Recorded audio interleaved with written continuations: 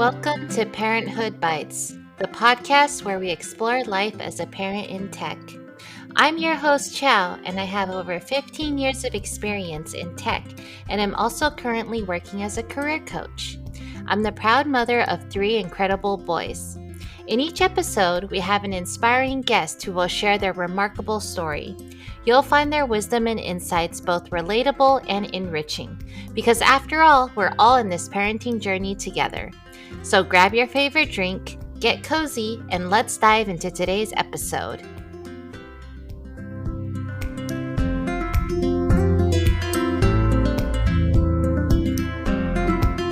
Hi everyone, welcome to episode 51 of Parenthood Bites. We're here today with Rayman Wong, who is an engineering manager in Southern California. Hi Raymond, how are you today? I'm doing well. So happy to be here. Yeah, so happy to have you. I've known Raymond for quite a while, so it's really good Yep. to be able to see you again. I know, man. We've known each other since college. Been quite a while now. It's funny to say that. Yeah, and it's interesting how I think we both went to school for computer science. Yeah, yeah. That's what we did. I don't know how much I really focused on that during college. Yeah, those were fun times. So I like to start with just asking how many kids do you have and what are their ages? Yeah, I got just one kid. He's 8 years old, in third grade now. Yeah, I think with anyone who has kid in that age range, it's just like, I don't know how he became eight. There's like a big difference between like the 5 and 6 and then eight. And it's just like you're grown versus maybe you're still a baby. Right. And then all of a sudden it's like, no, you're not a baby anymore. Dang it. But then sometimes they still act like a baby at that age, I feel. Oh yeah, yeah. And then it's like, no, you shouldn't be. Yeah, like maybe you shouldn't come into my bed right now Hmm. because you're too big and you're going to kick me Yeah, you off don't the bed. fit. When you Yeah. kick me, it hurts. Yes. So we're at that stage with Lucas too. He doesn't come into our Yeah, bed too yeah, much, but when he does, you know it. yeah, yeah. Luckily, kind of told him, you got your bed, you're Yeah, good there. Every so often he tries to sneak in, but it's right. not too bad anymore. Right. For us, it's like maybe he'll, not be able to sleep or not feeling well. When he's not feeling well, that's when like Yep. comes over and then And it's like, great, we're gonna get sick soon. yeah, he lies next to you and just like freaking breathes all over your face. Just, you know? But then they're sick and you feel bad. You don't want to say no, go back to your Yes. bed. And I do want to say that. But Yes, you're like, "It's okay. You can cough all over my yeah, face. I will just come be on sick the next in, week." I guess. Yeah. Yeah. 8 years old. Yes. All right. Fun age. Very fun age. They're cute at that age, though. Yeah. So, what brought you to a career in tech? I mean, yeah, as you mentioned, I did study computer science. I mean, I've always enjoyed, say, like growing up. The only reason why I majored in computer science was because, I don't know, like maybe a lot of people at that time, I like computers, but I had no idea what computer science was. Like, they didn't teach that in high school. You didn't learn programming in high school back then. And so, yeah, I was like, oh, yeah, I like computers. I like playing video games. And so let's do computer science. Honestly, it did take me a while though. Like when I was in college, yeah, definitely the first year or two, you take all those weeder courses that just, if you don't know what you're doing, then I don't know, there's a good 20% of people who dropped out. And that was almost me. That was almost me. I was ready to call it quits. But luckily, web development was gaining traction. And so at that time, like I was pretty into art, like creative side of things. And so when I knew there was a potential path in like web or web design, I think that was a big buzzword at the time. Then I started, UCI had a minor called digital arts that was created, like I think in my second year there. And so I applied for that and did the digital arts minor, which essentially helped me finish school. I was like, okay, if it's this, I can do this. And so while I was learning the technical aspects of programming, I was also understanding kind of like the digital, more creative side of things. In web development, man, there was actually a course in Flash at UCI that I took, and that was my very first job out of college. I was doing Flash action scripting, and the rest is kind of just moved or evolved from there. But yeah, it was definitely because of web and because of the potential. Obviously, it's a whole different game now, but if it weren't for that and if it were just kind of the back end development, I don't know if that's something I would have stayed in. That makes sense. And that's good on you to have explored the digital arts minor. I don't think I knew you could apply until like later on I saw people getting that minor. And so Yeah, similar to you, I it was think I had hard. wanted to drop out, right? Cuz it was hard. And I think it was actually you and my dad who were both like don't drop out. I said You that? can do it. But I didn't know you had the digital arts thing that was motivating you. I didn't have that. And so I don't know why I was. yeah, you were like, "Nah, don't drop out. Don't do it." You and my dad were both like, "Don't do it." Yeah, I was like, if I have to do this, you have to do it. Yeah, yeah. That's probably why. And so I was like, "Okay, fine. I'll stick to it. I can do it." There you But go. it was All worked it out. was it worked out really well. And so, I do appreciate you for I know you probably don't remember it, but I do appreciate your encouragement there. It's funny I would say that. Yeah. So, how many years were you working in tech before you became a parent? Let's see, I had my kid in 2015, so probably about 9 years or so. Yeah, 8 or 9 years. I think I officially, at least for me, like officially started maybe 2006. I took like a year off after college and then started working in 2006. Yeah, me too.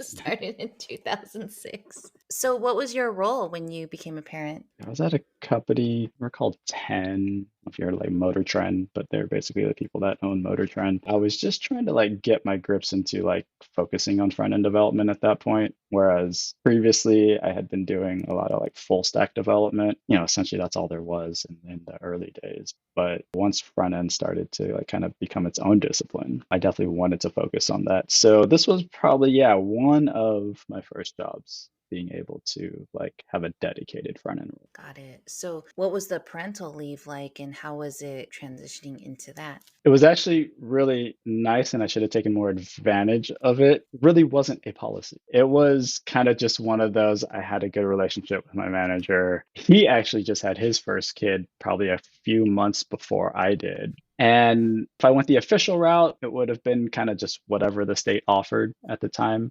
But we kind of just worked out our own agreement where I could essentially still get paid full amount.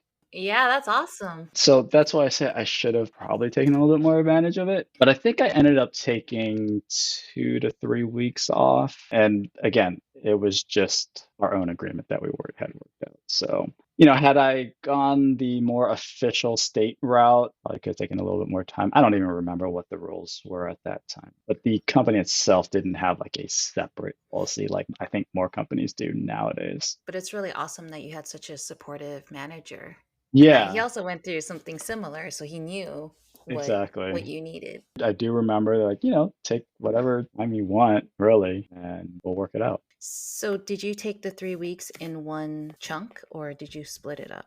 I did in one chunk. I do remember over the next, several months that again, they were really flexible in terms of, hey, I'm going to take, a day here, a day there just to hang out with the kids. So, but that 3 week chunk period, yeah, I did take at one time. Nice. So, did you also have the option to work from home during, the first few months, or was it in office? No, that was all in office. No, we didn't really have any sort of work from home support or just any process around that. So you're off, you were just off. Got it. No, no working from home. Yeah. So, how was it going back to work after? Yeah, it was definitely a change in the most obvious part is just a change in perspective. Oh, I have a kid when I go home now. And that's sort of a big deal. But actual transitioning like back into work, I think because I only took 3 weeks, it was more just like coming back from a vacation. As opposed to like I think if I took a longer time, like my wife, I think she ended up taking several months off, that would be a bit different.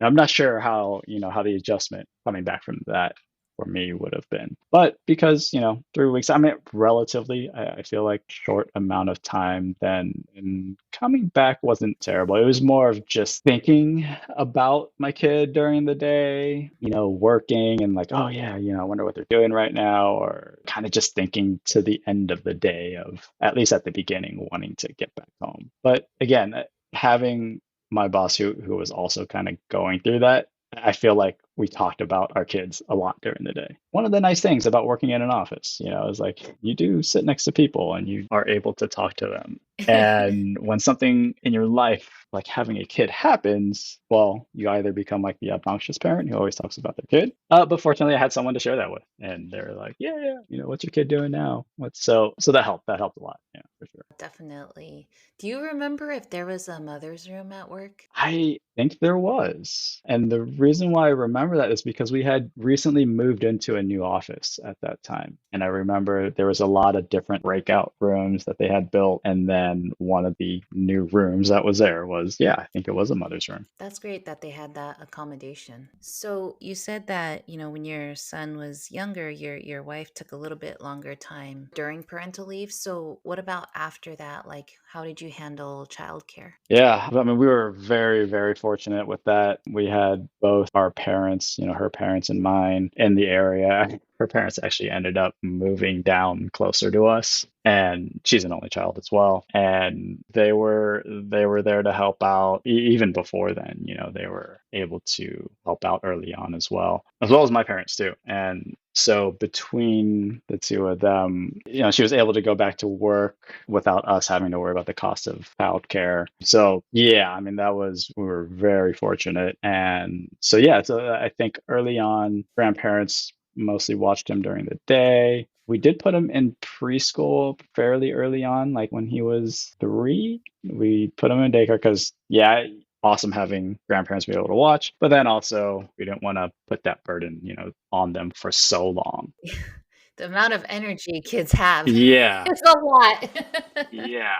Fortunately, we were able to like kind of split it up so they didn't have to watch them every Right. day. We can, split them on the grandparents. But amazing thing about grandparents, they loved their grandkids. So much. Yeah. And so at around age 3, we sent them to a preschool. Then the pandemic hit. So then childcare was us all the time. Right. So that was fun. I mean, I think it's really nice that you have the grandparents there having that relationship with your child, but then also having that balance of preschool, because they do need to have that socialization as Yeah. well. We realize that too, of like, oh, well, we want them to be around family, but then also want them to have the opportunity to see like other kids their age. Yes. Because grandparents, they love them, they take care of them, play with them, but they don't provide kids their age as well. Yeah, exactly. Socialization was probably our number one reason for sending him to preschool. And it's funny, like very early, like I remember my wife was telling me she was sitting in at one of the parent orientation meetings. I don't know, whatever it was. And they're like, what do you want out of this school year? But it's like it's really just childcare. And parents are already talking about like, are you teaching them this? Are you teaching them? I'm like, Yeah, can they interact with other kids? That's all I care about. Yeah. I'm like, right. can my Right. kid not be a jerk? That would Yeah. be good first, and then we'll start math. Like I mean, Yeah. he's 3. Let's I get the don't know. basics. Yeah, let's work on potty Yeah, training, work on manners, behavior, right. and all that other Like stuff, just right? Yeah, general interact. I mean, of course, not knowing that the pandemic was about to hit, but like, yeah, just right. general social interaction would be good. So yeah, yeah. Absolutely. We visited one preschool that was like, we have kids do a speech and then we record them and we show it to them back so they can see where they can improve. Hmm. And I was like, but he's 4. I don't, you know what I mean?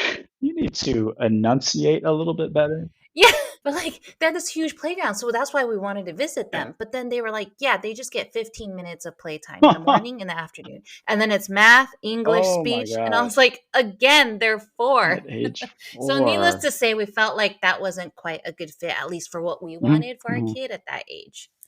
Yeah.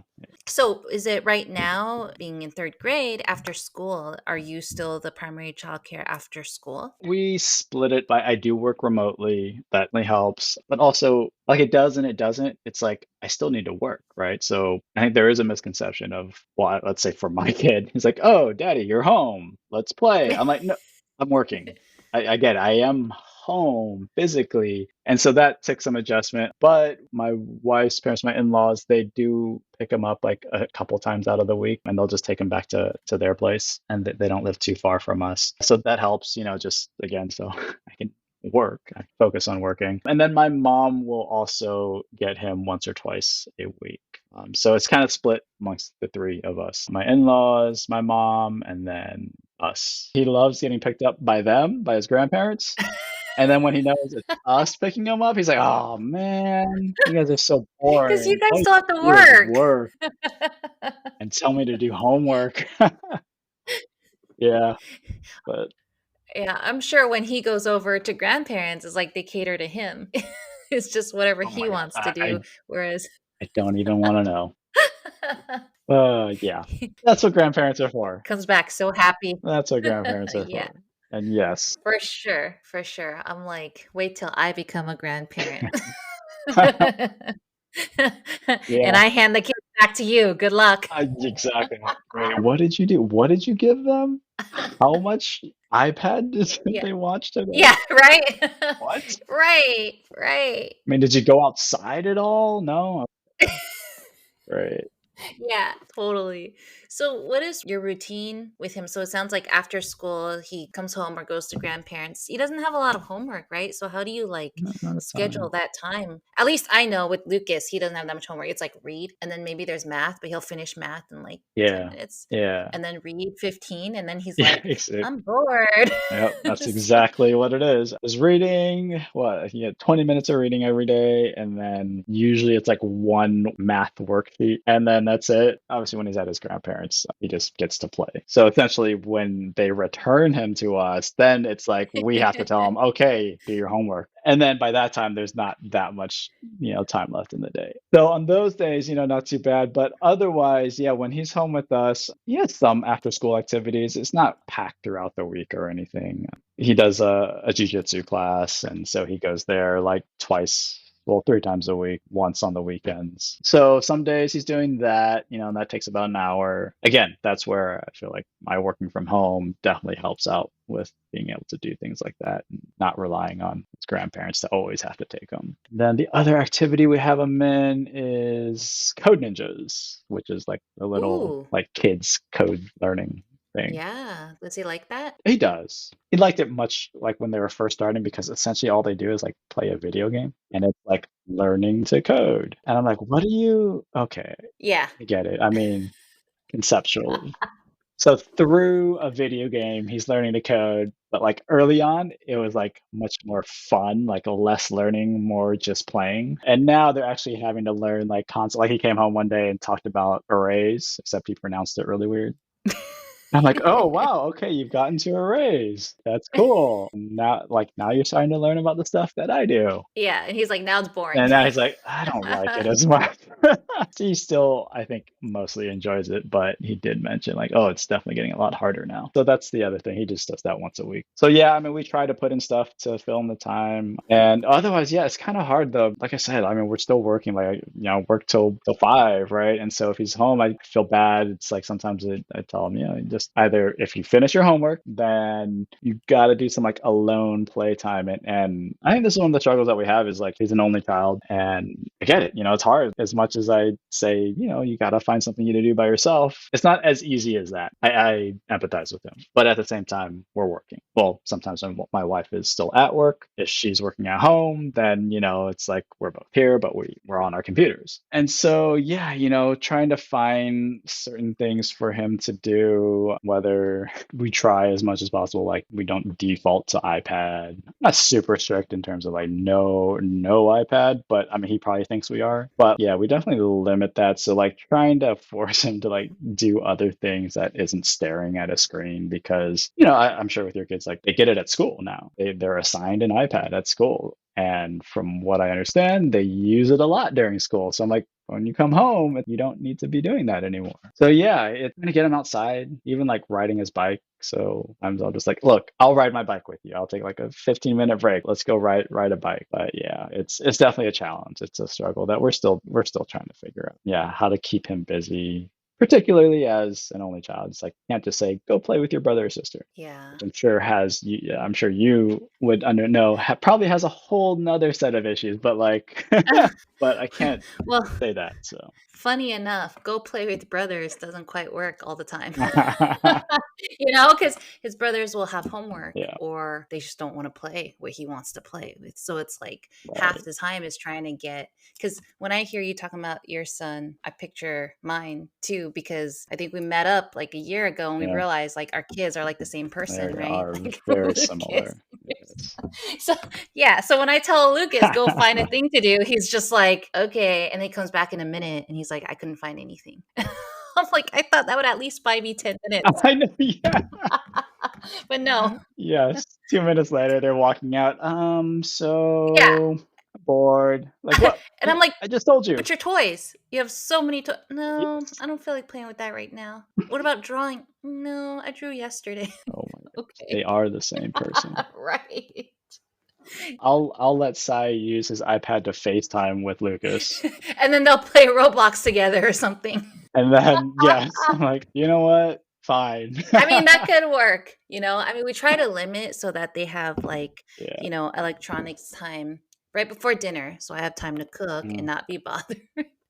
And then like mm. at night they get Smart. 1 hour to play and then like TV for like an hour and then they have to go to sleep. Well, not it doesn't quite work out an hour each, but like, they get some time before bed. And so during that time, I'm like, if you want to FaceTime with your friends and play, that's fine. But they know that as soon as it becomes certain time, it needs to shut off. Yeah. But yeah, Yeah. if they want to FaceTime, they can. But I have a feeling their conversation will be like the same thing because they talk the same. But Yeah. it'll be fun, I think, for them. If they remember each other. That's the other thing. Because I don't think your kid remembered mine last time. He was like, Yeah, it took what, like 2 minutes though before they started like hanging out and having fun. It didn't matter if they didn't remember each other. Like, oh, Yeah, exactly. It doesn't matter. Especially with my kid, he'll be like, "Oh, it's another kid? Sure. It's not my parents? Great. exactly. Wonderful." Right. You know about Pokemon too? We're best friends. Yeah. Let me show you. Yeah.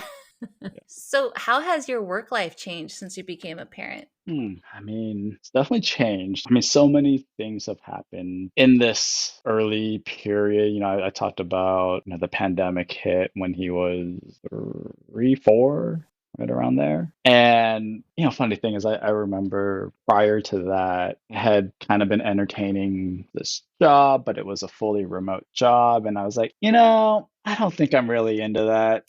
I think I just want to stick to an in-person job, so I had turned it down. And then boom, lockdown and everyone's remote. And obviously that changed a lot, but now I find myself looking for remote only jobs. And a lot of that has to do with I realize the flexibility it offers with a kid at this age. I think is like one of the key pieces for me because it's like when you start to get them involved in activities, their schedules, like with school, can be weird.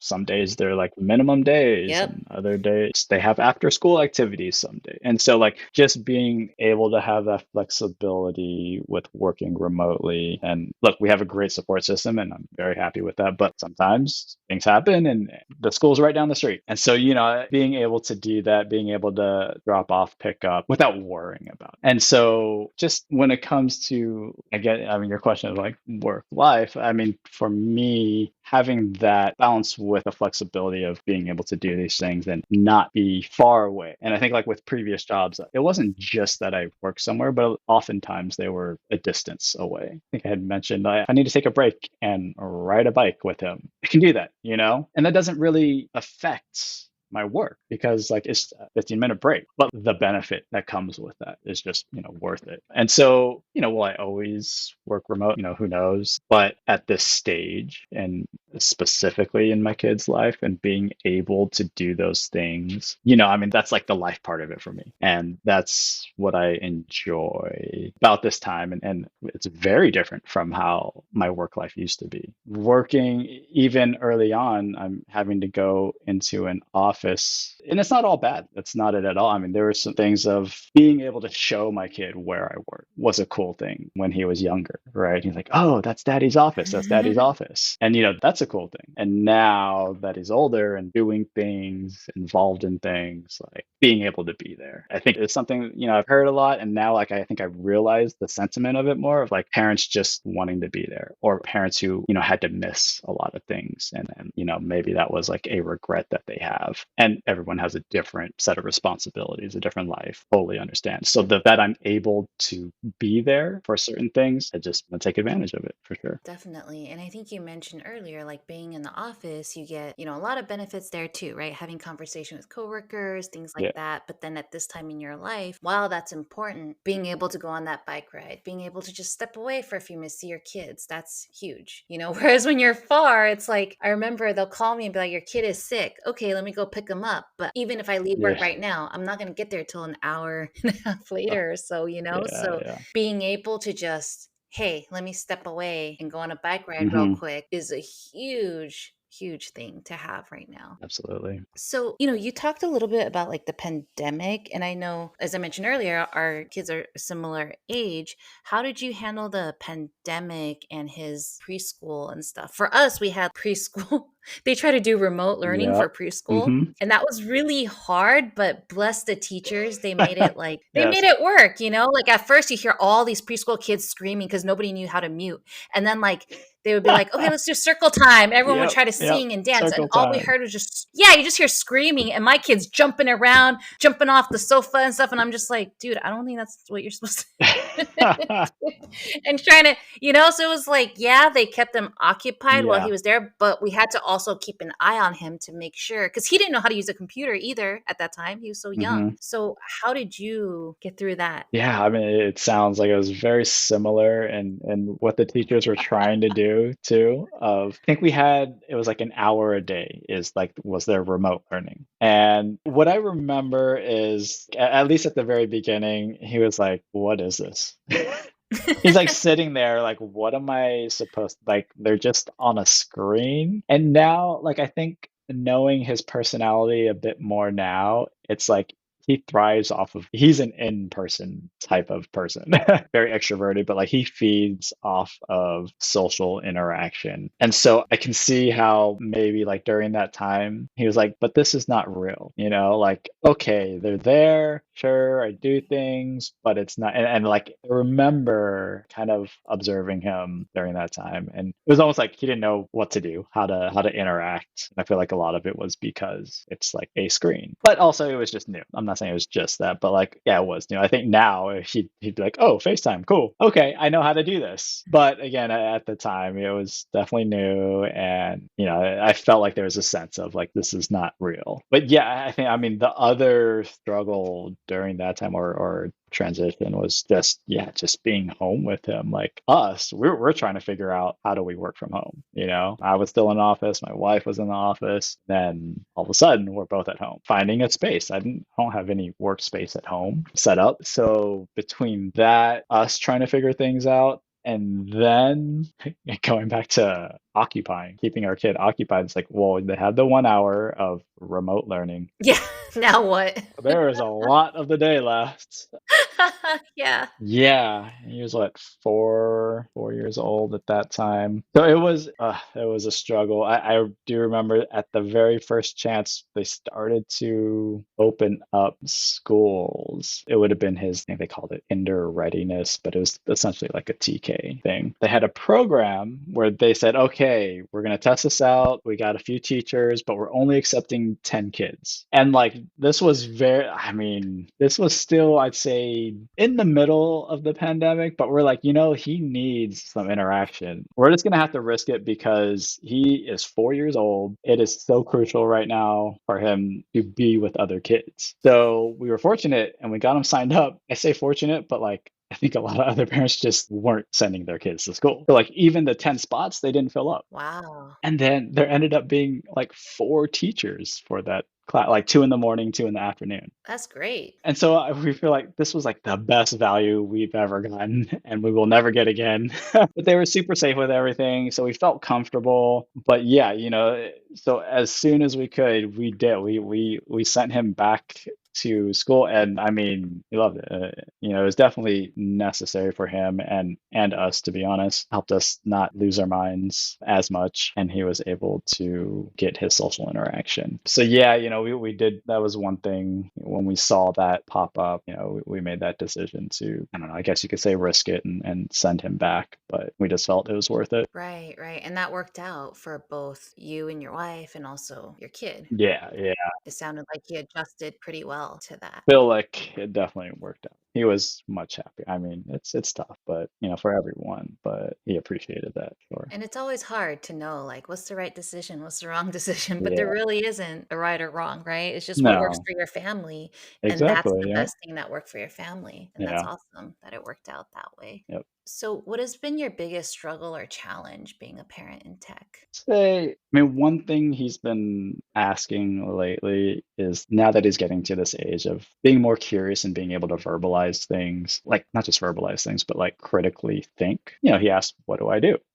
And part of it is trying to describe it to him. And then, I mentioned he's taking his coding class and that helps. But explaining, oh, I program, but I also kind of oversee a team. And then from his perspective, he's like, but you just look at a computer all day. Yeah. And like trying to take a step back and see it from his perspective, I find like, okay, how do I describe this to him as like, this is my work. This is, important. I struggle with trying to convey the meaning of like why I work, not just what I do. Like I know that's his question is like, what do you do? But then it like kind of evolves into like, why do you do what you do? And maybe I'm thinking like way too deep into it, but like my wife and I tell him like, we work to provide what we have, and that includes we need to make money to provide for his lifestyle. But we also, that's not like the only reason either. What my wife does, she's a academic advisor and like she interacts with college kids and advises them on classes to take and like the bigger meaning. And so like I try to describe what my work does and that hey we provide this service. And so if it's like I try to simplify it a little and say, when you're on a website and you click this to do that, it's like these are the types of things that daddy builds. He kind of looks at it and then okay, and then wants to do something else, right? And I'm here like trying to be all like deep and okay, son, so when you grow up, you're gonna Yeah. but I don't know. I think the reason I feel like I think about it or struggle over it is because, sometimes he makes comments. I don't know if your kids do this, but like, oh, I don't want to grow up and work. That's one of the reasons I don't want to grow up is because then you just have to work all day. And the idealistic side of me doesn't want him to like think of it that so that as he does grow up, he can kind of view it in such a way that he does something that he loves, he does something that's meaningful, or at least he tries to view it that way. And so, yeah, I mean, I don't know what I'm getting at here, but like essentially, I think the main thing is that he thinks about it for a second and then he walks away. But I think it's so I'm like, important. wonder. It's so important that you're explaining the reasoning behind things because even if he doesn't get it right now, I'm sure years later, or even months later, he'll be like, oh, that's what you were talking about. That's the hope. Yeah, that's the hope. And not just work, other things too. Like when I tell them, hey, you can't be on Yeah. electronics too long, they're just Hmm. like, why? But then it's like, I try to explain, this is why. And they're still like, what? But then I know for myself, there's certain things my parents told me where when they told me, I was like, whatever. And then years later, I'm Yeah. like, oh, that's don't have to wear sunscreen because of these wrinkles. Or, oh, that's why I shouldn't play with something in the dark because it's too bright and it'll ruin my eyes. So, like, I think over time they start to realize, and it's good that at a young age you're starting to explain these things to them. And I know sometimes when I explain things to my kids, even like Darian being 14, I think it still goes over their head sometimes. But I still say it because I'm like, one day One you're going to day, have an yeah, epiphany. Yeah. And you're going to be like, oh my God, we'll my remember mom this actually knew what she was talking about. one day. Yeah. Yeah, for sure. But it's like, I know for me, a part of me sometimes when I'm halfway saying my thing, I'm like, they don't care. This is not even getting into their Yeah, heads. yeah. But then I'm like, no, I'm going to say what I need to say because one day it'll click. And if it doesn't, fine. But I hope at least like 1% goes in there. As long as one of these things sticks, Right. one of That's these it. hundreds of things that I try to tell you. Yeah, exactly. Exactly. Okay, Because maybe I did something as a parent. exactly. So, what is your approach to work life balance? Like, what works for you? I think when it comes to work-life balance, you know, lately we've been taking like summer trips a lot, and that's been something that we've been very intentional about, not just like we've been doing like these larger trips. And part of it is just because like we want to take advantage of this time and his age and wanting him to have certain experiences and whatnot. But for us too, of like this is something that we like to do, and so we want to be intentional as a family. This is something that we can do as a family, get away to do that summer family vacation. And so yeah, so we've been intentional about doing that. Been doing a bit of camping lately as well, and like that's just again something that I enjoy, and I feel like I drag my family along with me. But like it's also again one of the things I try to instill in my kid is just like getting out and look, take a break from the iPad, take a break from all the Yes. screens, and like just be outside. And yeah, so every year, yeah, we definitely try to do a few camping trips throughout the year to do that. That's one of the things that, yeah, we've definitely been doing lately. And then on a more like, let's say frequent basis, like my wife and we try to be very intentional about making time for ourselves, both her and I, but then also individually. And so whether that's like taking a day to, you know, for her or for myself to do something individually, you know, that's something that we talk about a lot and say, hey, you know, if there's ever something that you need to do or that I need to do, we're open to that. And we want to be able to allow that. And then also for her and I together, like a date night type of thing, you know, like to go out and do those things. And again, knowing that we're fortunate to have family around that can watch him if need be so that we can do those things, you know, and I think yeah, just like last week, he spent the night at his grandparents because, you know, oh, we went out for a night, you know, stayed out till 10 and oh, that was super late for us. But, you know, it's again, so for her and I to have that time. And yeah, that's something that's very important for us, for our relationship, for our family to allow for that. Yeah, those are some things. I mean, I think that's so important to one, not lose yourself after having kids, and then two, remembering that you're still a couple before Yeah, being parents. right. And staying out till 10, good for you. I don't know when the last time I was That was out till rough. 10 without kids. Wow. Did you struggle to figure out what to do? Because I know when it's just us two, we're like, okay, have a meal. Okay, now what? Let's just go get the kids now. And by the time 9 o'clock rolled around, I'm like, I am ready to go to bed. You were tired, huh? Like I cannot, my eyes are shutting. You're like, this is too ambitious. Maybe 9:30 next time. 10 is a little wild. What do we do? Yeah, 10. Wow. Yeah, Yeah. that was crazy. But also, like, you mentioned the summer trips, and I think that's really, really amazing, just really awesome because that's such wonderful experiences and memories for your son, your wife, both of you. And hopefully it's something that he can continue as well as he grows up, as he has his own family, things like that. That's really neat. Yeah. So maybe you've covered this and kind of what you just talked about, but what are some things that help you relax or unwind? Yeah, I mean, definitely the camping thing, you know, for me personally, whether family agrees or not, but for me, I mean, I definitely use that time to unwind. And then just like my hobbies, like video games every so often, probably that's video games definitely help end of the day type of unwinding. So a couple times a week, do that. And then my other hobby of photography, I try to do that as often as I can as well. And that's part of like the creative side of me that I think I actually took a photography class in college, and like that's always stuck around with me. So yeah, I think just a very personal hobby for me that I can do if I ever have some alone time, or even when we're out camping. Obviously that helps with the traveling too. I can do that while traveling. And yeah, those are definitely some of the things that I do. That's cool. I think I did college all wrong. You took all the fun classes.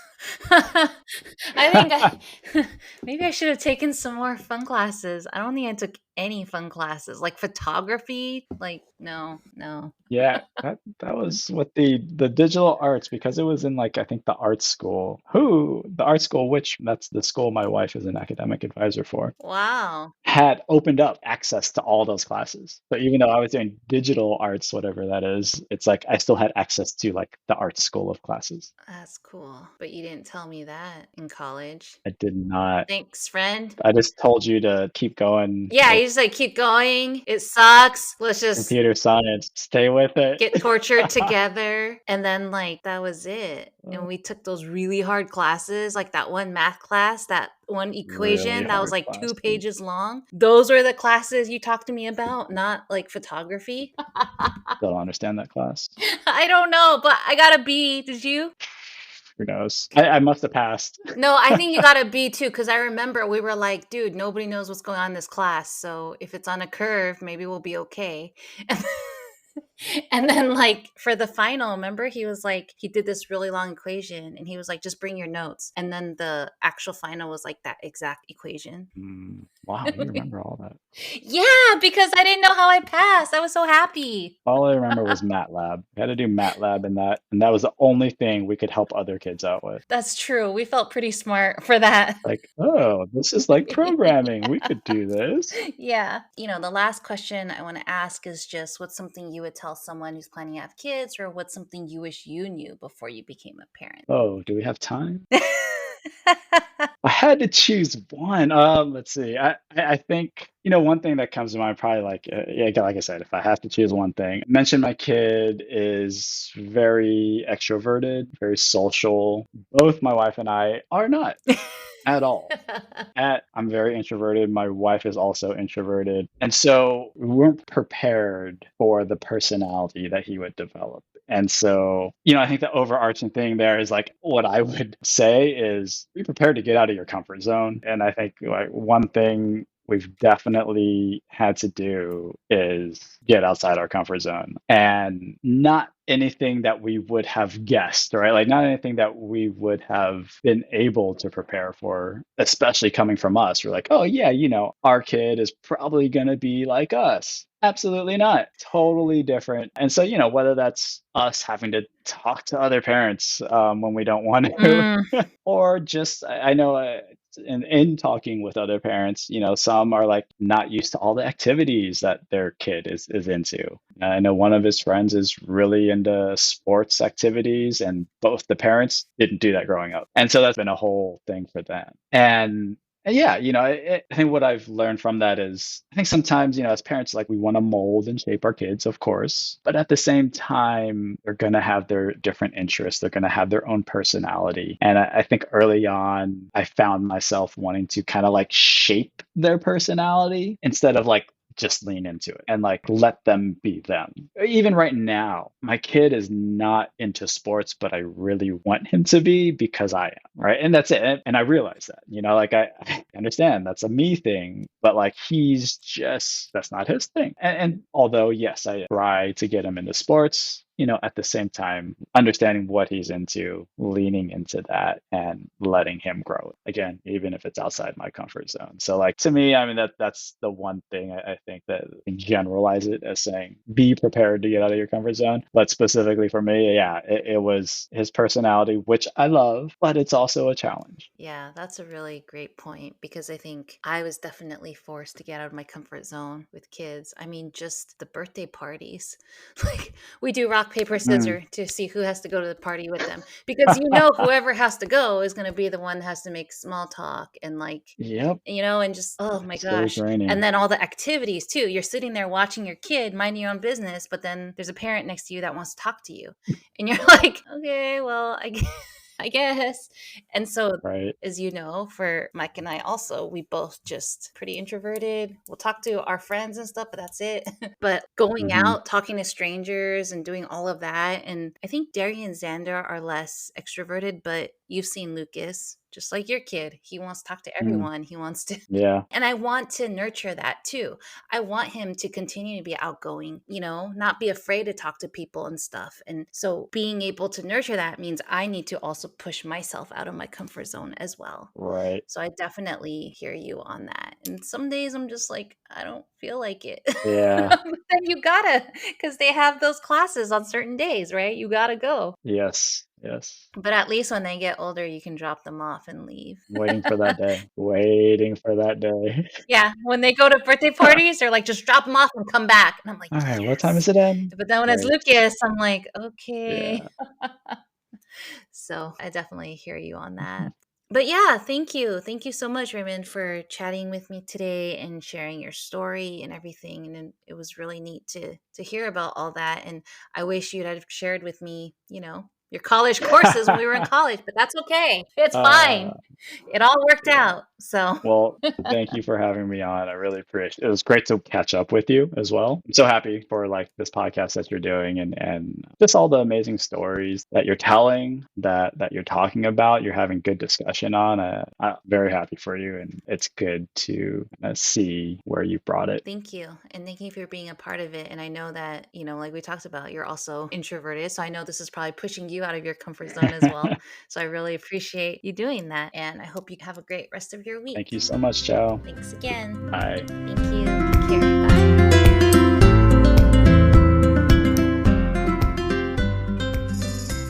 Thank you so much for joining us today on Parenthood Bites. We hope you found our episode informative and entertaining. If you're a parent in the tech world or know someone who is, we'd love to hear from you. Please reach out to us at chow@parenthoodbites.co, and we'll be thrilled to add your experiences to our interviews. That's chow, CHIAO, @parenthoodbites.co.